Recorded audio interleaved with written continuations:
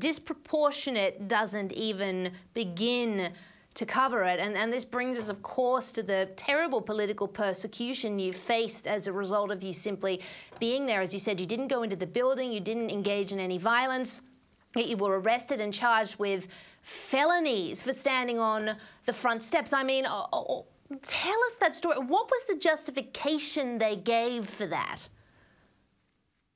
So the charges that I received were 2 felonies. I was charged with a felony of occupying restricted grounds, which basically means trespassing on the lawn. That was a felony.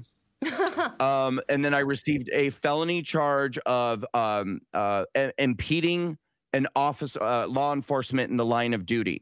And I said to my attorney, "What are they talking about?" I said there weren't even any. There were no officers on the East Side grounds. And my attorney said to me, "Well, there's in your video that you're." And by the way, when I was shooting my video, you probably get like my arm was fully above my head and pointing down because there were people in front of me who were much taller than me. And so I held my camera fully above my head and I pointed it down so that it could capture what my eyes couldn't see. And in my video, there's a moment that lasts about 30 seconds where one officer comes outside the Capitol and he's holding a plastic shield above his head, like a surfboard, and somebody grabs it out of his hands, and the people near him pass it around for about 30 seconds, and then they give it back to him. But while they're doing that, several people in the crowd are shouting, "Take it, take it, take the shield, take the shield." And so the FBI said, "Well, that's you. That's your voice. You're the one shouting, 'Take the shield.' So we're charging you with a felony of impeding law enforcement for shouting to incite the crowd to take a shield from an officer."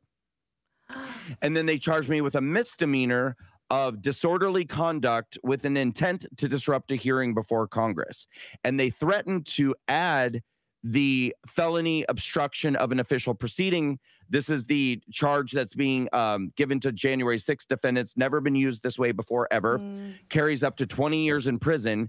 And this is the charge that they're using to basically scare people into taking plea deals. And if people don't take plea deals, they end up getting charged with it and getting 7, 8, 10, 12-year prison sentences.